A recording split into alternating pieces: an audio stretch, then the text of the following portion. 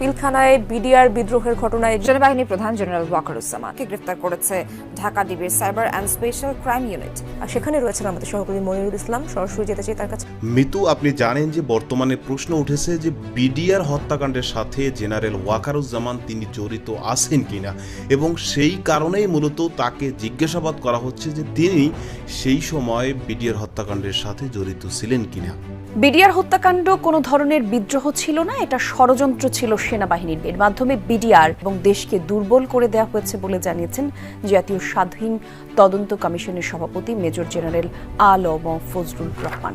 General Waker BDR MS ব্রাঞ্চে ছিলেন এবং আপনি এটার সাথে জড়িত, এই জন্যই যে সমস্ত জায়গায় জড়িত ওই সমস্ত ব্যাপার নিয়ে তো আপনি কথা বলেন না। আর আপনি পাশে ছিলেন অস্ত্র সহ। জেনারেল হাকিমকে বলেছেন যে আপা না করেছে, সাক্ষী আছে মেজর মুনির এখন বাংলাদেশে আছে ডিজিএফআই তে। মুনির ওখানে দেখছে যে আপনি বলছেন আপা না করছে ওখানে অ্যাটাক করতে, ভিতরে না যাইতে। 2009 সালে পিলখানায় যে হত্যাকাণ্ড শুরু হয়েছিল সেই হত্যাকাণ্ড সেনাবাহিনীর ঊর্ধ্বতন কর্মকর্তারা নিজেরাই খুনের কাজ চালিয়ে গিয়েছেন। ঘটনার পর জিজ্ঞাসাবাদের নামে বিডিআরের 167 জন জওয়ানকে নিজেদের হাতে হত্যা করেছে আমাদের গর্বের সেনাবাহিনী। এমনকি সেনাবাহিনীর শিখিয়ে দেওয়া সাক্ষ্য দিতে চায়নি বলে পিলখানার জামে মসজিদের ইমামকে পর্যন্ত নির্মমভাবে হত্যা করা হয়েছে। যেই সেনাবাহিনীদেরকে দেশপ্রেমিক সৈন্য বলে আমরা গর্ব করতাম, সেই সেনাবাহিনী একজন ইমামকে নৃশংসভাবে হত্যা করে ফেলেছে। এর চেয়ে অমানবিক এবং বর্বরতম অধ্যায় আর কি হতে পারে সেটা আমার জানা নাই। আর সেনাপ্রধান জেনারেল ওয়াকারুজ্জামানের বক্তব্যে আমরা দেখলাম যে তিনি বারবার দায় মুক্তি নিতে যাচ্ছেন। তিনি বারবার বলতেছেন যে বিডিআর হত্যাকাণ্ড এটার সাথে আমরা সেনাবাহিনীরা কোনোভাবে জড়িত নয়, এটা শুধুমাত্র বিডিআরের সদস্যরাই জড়িত, তারাই হত্যাকাণ্ড ঘটাইছে। তার মানে তিনি নিজেদেরকে নির্দোষ প্রমাণ করতে চাইছেন। তো এখানেই তো বোঝা যাচ্ছে যে তারা এর সাথে জড়িত রয়েছে। এবং সাংবাদিক ইলিয়াস হুসাইন এই জেনারেল ওয়াকারুজ্জামানের সেই মুখোশ উন্মোচন করে দিয়েছে এবং তার গোপন তথ্য ফাঁস করে দিয়েছে যে আসলে এই জেনারেল ওয়াকারুজ্জামান সেও সেই সময় এই বিডিআর হত্যাকাণ্ডের সাথে সরাসরি জড়িত ছিল। আর সেই কারণেই এবার ধরা পড়েছে জেনারেল ওয়াকারুজ্জামান এবং ভয়ঙ্কর বিপদের মুখে পড়েছে general Wakeruzzaman.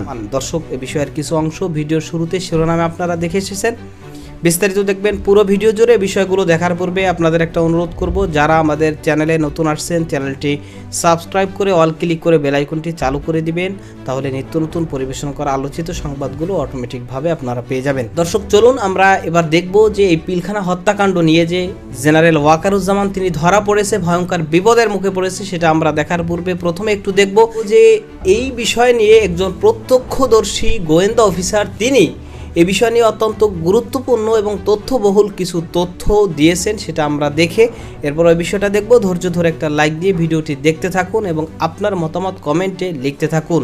General Waker BDR MS ব্রাঞ্চে ছিলেন এবং আপনি এটার সাথে জড়িত, এই জন্যই যে সমস্ত জায়গায় জড়িত ওই সমস্ত ব্যাপার নিয়ে তো আপনি কথা বলেন না। আর আপনি পাশে ছিলেন অস্ত্র সহ। জেনারেল হাকিমকে বলেছেন যে আপা না করেছে, সাক্ষী আছে মেজর মুনির এখন বাংলাদেশে আছে ডিজিএফআই তে। মুনির ওখানে দেখছে যে আপনি বলছেন আপা না করছে ওখানে অ্যাটাক করতে, ভিতরে না যাইতে।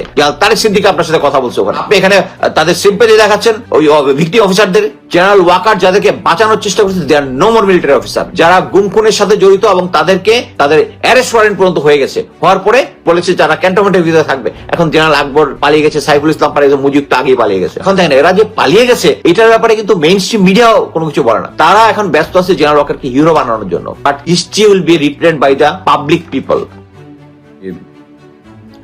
আমাদের স্পেশালি সেনাবাহিনীর অফিসারদের জন্য, পুরো সেনাবাহিনীর জন্য একটা দুঃখের দিন। এই দিনে আমাদের যে 57 জন পরিবারের সদস্য তারা পিলখানার কারণে যে হত্যাকাণ্ডে শহীদ শাহাদাত বরণ করেছেন, এবং প্রতি বছর এই দিনটা আমাদের প্রতিটি সেনা সদস্যের জন্য একটা দুঃখ এবং হতাশার দিন।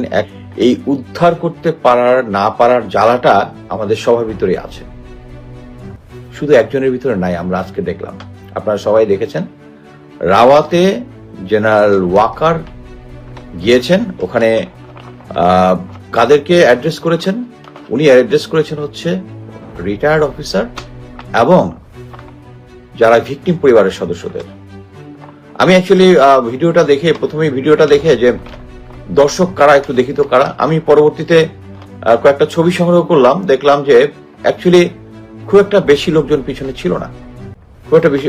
মানে আমার কাছে যেটা মনে হয়েছে শুধু আওয়ামী এবং ওয়াকার বান্ধব অফিসারদেরকে ওখানে ডাকা হয়েছে। আমি ছবি পরবর্তীতে এটার কমেন্টে আমি পোস্ট করব। প্রথমে আমি বলি যে মূলত সকালে ঘুম থেকে যে উঠে যে এই জিনিসটা যখন দেখলাম, তখন এই সাথে সাথে কিছু কাজ ছিল, আমাকে একটা সরকারি অফিসে যেতে হয়েছিল একটা কাজে। ওখান থেকে এসে আমি এই ভিডিওটা শুরু করেছি। আপনি যদি ভিডিওটা ভালো মতো খেয়াল করেন, দেখেন যে এটা ছিল একটা 25শে ফেব্রুয়ারি বিডিআর কার্নেজ উপলক্ষে একটা অনুষ্ঠান, যেখানে হাজির ছিল হচ্ছে শুধু ভিকটিম পরিবার এবং রিটায়ার্ড অফিসাররা।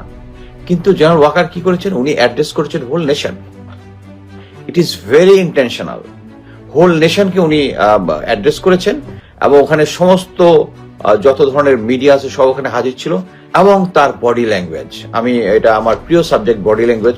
আপনারা সবাই তার কথাবার্তাতে নিশ্চিতভাবে বুঝে গেছেন যে জেনারেল ওয়াকারের মেইন এইম ছিল বোঝানো যে প্রফেসর ইউনূসের সরকার অ্যাকচুয়ালি সরকার না, হি is running a parallel government. Clear in his voice. আমরা শুরু করি প্রথমে, উনি বলছেন ডক্টর ইউনূস এটার সাথে অ্যাগ্রি করেছেন, ফুললি অ্যাগ্রি করেছেন। এই জেনারেল ওয়াকার যখন শেখ হাসিনা পালিয়ে যায়, সেখানে যারা পালিয়ে গেছে এটার পরে যে অ্যাড্রেস করেছে, ওখানে বলেছিলাম মাননীয় প্রধানমন্ত্রী শেখ হাসিনা। প্রধানমন্ত্রী বলেছে কেন, বাট মাননীয় কথাটা বলেছেন আমার স্পষ্ট মনে আছে। কিন্তু প্রফেসর ইউনূস হচ্ছে তার বস।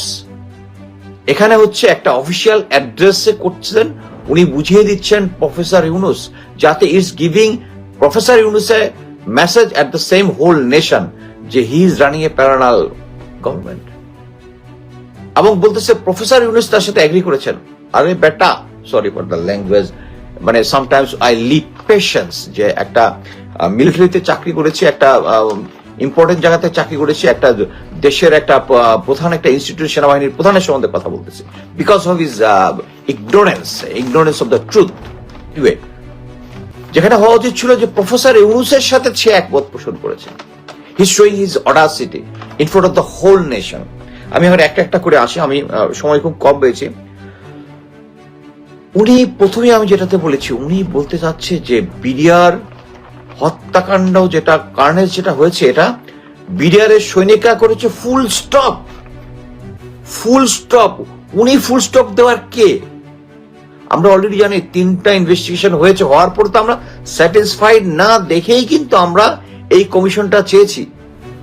স্যাটিসফাইড না দেখে উনি এখানে ফুল স্টপ বলে দিচ্ছেন। বলে দেওয়ার কখন উনি ফুল স্টপ বলে দিচ্ছেন, এখন বলতেছেন যে আর যারা যারা এটার সাথে জড়িত, কার কেউ জড়িত ছিল না বিডিআর ইয়ার মাধ্যমে। কখন? আমরা কয়েকদিন আগে দেখলাম যে আমার দেশ পত্রিকা বলেছে বা শামস, কর্নেল শামস, বর্তমানে ব্রিগেডিয়ার অবসর প্রাপ্ত, সে এটার পিছনে মাস্টার মাইন্ড জড়িত, এবং আমরা ফুললি এগ্রি করি। এবং এটার সাথে আমার ফেসবুক ওয়ালে আমি কন্টিনিউয়াস কিন্তু যারা যারা এটার সাথে জড়িত আছে, ওই সময়কার ডিজিএফআই, এনএসআই, যারা যারা ওখানে অফিসার ছিল, ডিউটিতে ছিল, এখন বর্তমান অফিসাররা সবাই আসতেছে, এসে কথা বলতেছে। ভারতীয় ইনভলভমেন্ট লেফটেন্যান্ট জেনারেল মইনুল কিছুদিন আগে বলেছে। জেনারেল ওয়াকার, আপনি এগুলো জানেন না? আপনি কিভাবে ফুল স্টপ করে দিচ্ছেন? ফুল স্টপ কারা করতে চায়? ভারত করতে চায়, আওয়ামী লীগ করতে চায়, যে এটার পিছনে শুধু ওই বিডিআর সৈনিকরাই আছে। সো উনি যে ভারতের প্রেসক্রিপশনে আজকের এইটা দিয়েছেন, এতে কোনো ডাউট রাখবেন না। উনি যে এই যে অ্যাগ্রেসিভ অ্যাটিটিউডটা দিয়েছেন, উনি বলতে চাচ্ছেন যে তার বিরুদ্ধে লোকজন কেন কথা বলে, উনি নাকি বুঝেন না। কেন আপনি বুঝেন না? আপনার এএসইউর এক অফিসার তো আমার সাথে যোগাযোগ করেছিল, যখন আমি বলেছিলাম যে যখন আপনি ওই বিডিআর নিয়ে কোনো কমিশন করবেন না, যখন বলে দিয়েছিলেন আপনার লোকজনকে দিয়ে, তখন আমি বলেছিলাম যে নিউ ইয়র্কে যদি আপনাকে পাই, পথে পাইলে প্রথমে গালে 2টা থাপ্পড় দিব, তারপরে জেলে যাব দরকার হলে। বিকজ আপনার জন্যই এই ইনভেস্টিগেশন আটকায় আছে, আপনার জন্য আছে। এবং এটার পরে এসইউর এক অফিসার আমাকে যোগাযোগ করেছিল, স্যার বড় ধরনের কোনো ইয়া হইলে বলবেন, আমরা দিব। এবং প্রতিটা জিনিস আপনাকে জানানো হয়েছে। আপনি 9 ডিভের জিওসি কে চেঞ্জ করেন নাই, আপনাদের মানে ঢাকা কন্ট্রোল করার মতো যে সমস্ত মিলিটারি অর্গানাইজেশন, গোয়েন্দা সব আপনি কন্ট্রোল করে রাখছেন। আবার আপনি এখানে দেখান যে এবং উনার এই যে অ্যাগ্রেসিভ অ্যাটিটিউডটা হচ্ছে কারণ উনি ভীত, উনি ভয় পেয়েছেন দেখেই aggressiveness is the best defence, উনি ওইটাই করতেছেন। বাট উনি জানে যে জাল ঘুটায় আসতেছে। উনি গোয়েন্দা সংস্থার যেই অফিসার যে তথ্যগুলো দিয়েছে, এই তথ্যগুলোর সাথে আপনিও একমত পোষণ করেন কিনা, এবং তার তথ্যগুলো সঠিক বলে আপনি মনে করেন কিনা সেটা আপনি কমেন্টস বক্সে জানাতে পারেন। এবং আমরা দেখেছি যে বর্তমানে এই বিষয় নিয়ে সাংবাদিক ইলিয়াস হুসাইন তিনি অত্যন্ত তথ্যবহুল কিছু ডকুমেন্ট তিনি প্রকাশ করেছেন এবং সেখানে তিনি কিন্তু এটাই বলেছেন যে এই পিলখানা হত্যাকাণ্ডের ঘটনার সাথে জেনারেল ওয়াকারুজ্জামান সহ বা সেনাবাহিনীর সদস্যরা তারা এর সাথে জড়িত রয়েছে। তারা কেউ প্রত্যক্ষভাবে কেউ পরোক্ষভাবে, অর্থাৎ তখন যেহেতু শেখ হাসিনা এবং ভারতের ইন্ধনেই মূলত এই পিলখানা হত্যাকাণ্ডের ঘটনা ঘটানো হয়েছিল এবং দেশের দেশপ্রেমিক সেনাদেরকে হত্যা করা হয়েছিল। সুতরাং এখানে শেখ হাসিনা এবং ভারতের অনুগত যেই সমস্ত সেনা সদস্যরা ছিল তারা মূলত শেখ হাসিনার নির্দেশেই এই বিডিআর হত্যাকাণ্ডের ঘটনা ঘটিয়েছে এবং এর সাথে তারা জড়িত রয়েছে। এবং পাশাপাশি আরও কিছু গুরুত্বপূর্ণ তথ্য তারা দিয়েছেন, সেগুলো নিশ্চয়ই আপনারা দেখেছেন। তো এই বিষয়টাকে আপনার কাছে কি মনে হচ্ছে যে আসলেই সেনাবাহিনীর সদস্যরা, বিশেষ করে এই যে জেনারেল ওয়াকারুজ্জামান তিনি বর্তমানে যেই ভূমিকা রেখেছেন, তিনি চাইলেই কিন্তু যখন বিপ্লব শুরু হয়েছে, গণ অভ্যুত্থান শুরু হয়েছে, তখন তিনি চাইলে কিন্তু দেশের পরিস্থিতি আরও ভয়ঙ্কর কিছু হলেও হতে পারত। তবে তিনি বুঝেছেন যে না, এখন জনগণের বিপক্ষে কোনোভাবেই যাওয়া যাবে না। শেখ হাসিনা তার আত্মীয় হওয়া সত্ত্বেও তিনি কিন্তু শেখ হাসিনাকে সময় বেঁধে দিয়ে নিরাপদের সাথে তাকে দেশ ত্যাগ করার সুযোগ দিয়েছেন। কারণ তিনি বুঝেছেন যে যদি শেখ হাসিনা এখন গদি না ছাড়ে আর দেশ ছেড়ে না পালায়, তাহলে শেখ হাসিনার কোনো অস্তিত্ব এটা বাংলাদেশে খুঁজে পাওয়া যাবে না, কোনোভাবেই তাকে রক্ষা করা যাবে না। সুতরাং সেটা তিনি বুঝে তাকে দেশ ত্যাগ করিয়ে আবার বাংলাদেশের জনগণের পক্ষে অবস্থান নিয়ে একটা অন্তর্বর্তী সরকার গঠন করে তার সহযোগিতায় তিনি চাইলে কিন্তু দেশে সামরিক শাসন জারি করতে পারতেন, সেনাবাহিনীর যেই শাসন সেটা জারি করতে পারতেন। তো এর মাধ্যমে কিন্তু অবস্থা আরও অনেক দেশে আমরা যেটা দেখেছি যে সেনা শাসনের মাধ্যমে, সামরিক শাসনের মাধ্যমে দেশ ঝুঁকির মুখে পড়েছে বা দেশের মানুষ বিপদের মুখে পড়েছে বা আরও ভয়ঙ্কর পরিস্থিতি হয়েছে, এরকম কিছু হলেও কিন্তু হতে পারত। সুতরাং এইখানে যেহেতু ওয়াকারুজ্জামান তিনি অত্যন্ত যৌক্তিকভাবে তিনি ভূমিকা রেখেছেন এবং দেশের জনগণের পক্ষে কিন্তু তিনি অবস্থান নিয়েছেন এবং দেশের মানুষের প্রশংসায় কিন্তু তার যে ভূমিকা, সেই ভূমিকাটা দেশের মানুষ প্রশংসা করেছে। তো সুতরাং এখন যে তাকে নিয়ে এই প্রশ্নগুলো উঠছে যে তিনি বিডিআর বিদ্রোহের সাথে জড়িত ছিলেন বা তাকে নিয়ে যে সমস্ত অভিযোগগুলো এখন উঠেছে, এগুলো কি আসলে সত্য মনে হয় কিনা, নাকি তার বিরুদ্ধে কোনো ষড়যন্ত্র এরকমটা মনে হয় কিনা, সেটা কমেন্ট সেকশনে জানাতে পারেন। ভালো থাকবেন, সুস্থ থাকবেন, দেখা হবে নতুন কোনো ভিডিওতে, কথা হবে নতুন কোনো বিষয়। আজকে পর্যন্তই। আসসালামু আলাইকুম ওয়া রাহমাতুল্লাহ।